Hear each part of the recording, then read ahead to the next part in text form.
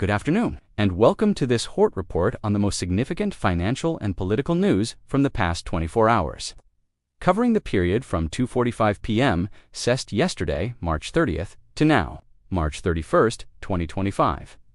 In this update, we'll explore major developments shaking up markets and governments worldwide.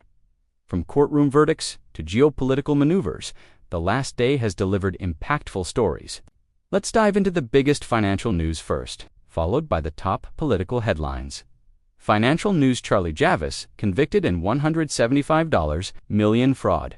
Kazan of the standout financial stories today is the conviction of Charlie Javis, founder of a college financial aid startup.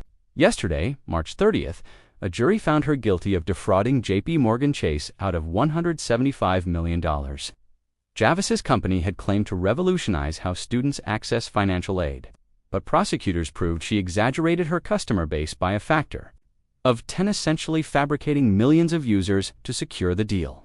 J.P. Morgan, which acquired the startup in 2021, hailed the verdict as a win for accountability in fintech. The markets reacted with a slight dip in fintech stocks this morning as investors reassessed risks in the sector.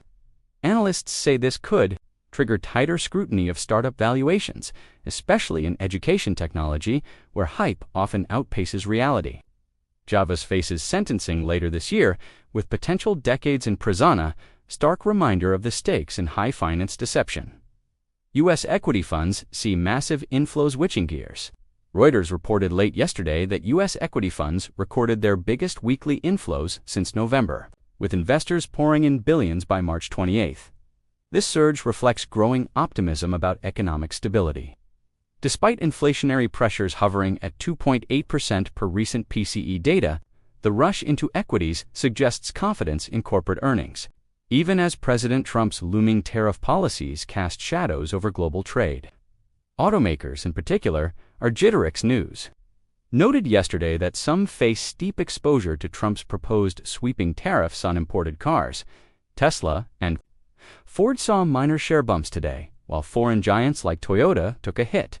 Investors seem to be betting on domestic resilience, but the tariff wildcard could still upend this rally.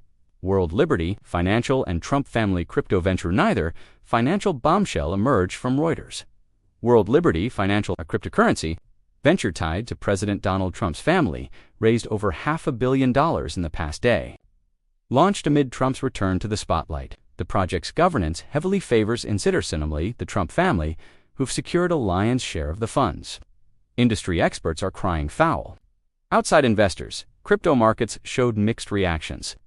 Bitcoin held steady, but altcoins tied to the venture spiked briefly before cooling off. Posts on X reflect polarized sentiments, hail it as a bold move. Others call it a cash grab. This story's financial and political overlap makes it one to watch.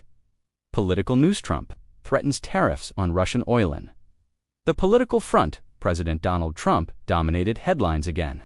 Reuters reported just an hour ago, at 1:50 p.m., that Trump expressed frustration with Russia's Vladimir Putin, threatening tariffs on Russian oil exports.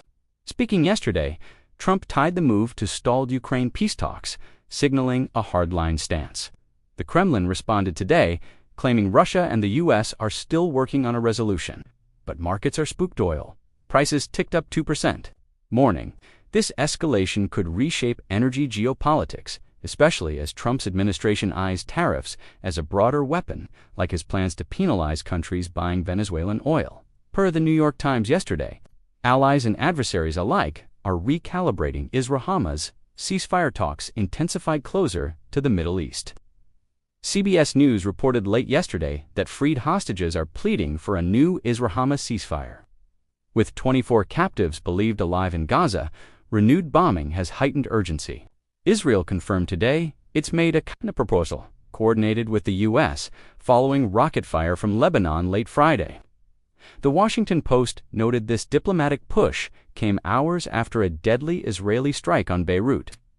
The situation remains volatile. Posts show global calls for de-escalation, clashing with hardline support for Israel's actions. Politically, this tests the Biden administration's waning influence and Trump's incoming team, who may pivot U.S. policy sharply.